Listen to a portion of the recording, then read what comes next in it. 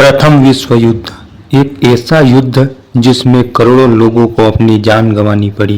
इस युद्ध की शुरुआत कैसे हुई और इस युद्ध के परिणाम क्या हुए, इन सब पर आज की चर्चा रहेगी। अगर आप इतिहास जानने और पढ़ने के शौकीन हैं तो इस चैनल को सब्सक्राइब अवश्य करें। 28 जुलाई 1914 जब ऑस्ट्रिया ने सर्बिया पर हमला किया और यहीं से प्रथम विश्व युद्ध की शुरुआत हो गई।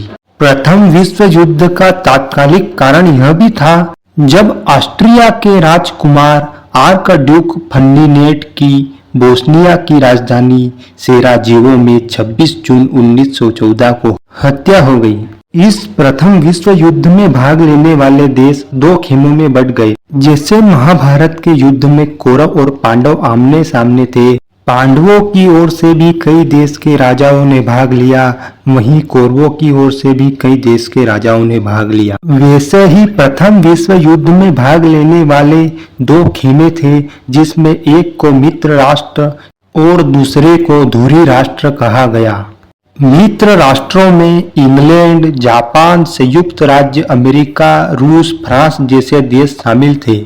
वहीं धुरी राष्ट्रों का नेतृत्व जर्मनी ने किया था। इसमें शामिल देश थे ऑस्ट्रिया, हंगरी, तुर्की, बुल्गारिया, इटली। प्रथम विश्व युद्ध में जर्मनी के नेतृत्व वाले धुरी राष्ट्रों का जीतना लगभग तय लग रहा था, परंतु 6 अप्रैल 1917 को इस विश्व युद्ध में अमेरिका शामिल हो गया। इस युद्ध में अमेरिका के शामिल होने का कारण यह था, जर्मनी के यू बोट द्वारा इंग्लैंड के लुसितानिया नामक जहाज को डुबा दिया गया, जिसमें मरने वालों की संख्या थी 1153, जिसमें 128 व्यक्ति अमेरिका के नागरिक थे।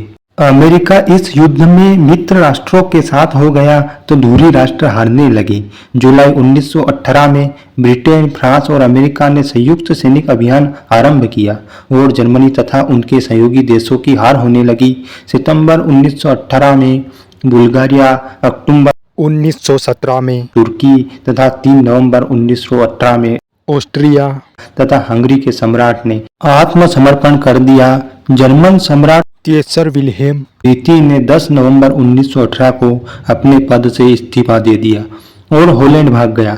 ऐसी अवस्था में समाजवादी प्रजातांत्रिक दल के नेता अपने हाथों में सत्ता लेकर गणतंत्र की स्थापना की और अपने नेता फ्रेडरिक एबर्ट को जर्मनी का चांसलर बनाया, जिसने 11 नवंबर 1918 को युद्ध विराम की संधि पर हस्ताक्षर कर दिया, जिसके परिणाम स्वरूप प्रथम विश्व युद्ध समाप्त हुआ। जिसके बाद 18 जून 1919 को पेरिस शांति सम्मेलन हुआ, जिसमें 27 देश भाग ले रहे थे, मगर शांति संधियों की शर्तें केवल 3 देश तय कर रहे थे, जो थे ब्रिटेन, फ्रांस और अमेरिका। पेरिस शांति सम्मेलन में शांति संधियों की शर्तें निर्धारित करने वाले जो मुख्य थे वो थे अमेरिका के राष्ट्रपति वुडरो विल्सन, ब्रिटेन के प्रधानमंत्री लॉयड जॉर्ज और फ्रांस के प्रधानमंत्री जॉर्ज क्लेमेंसो।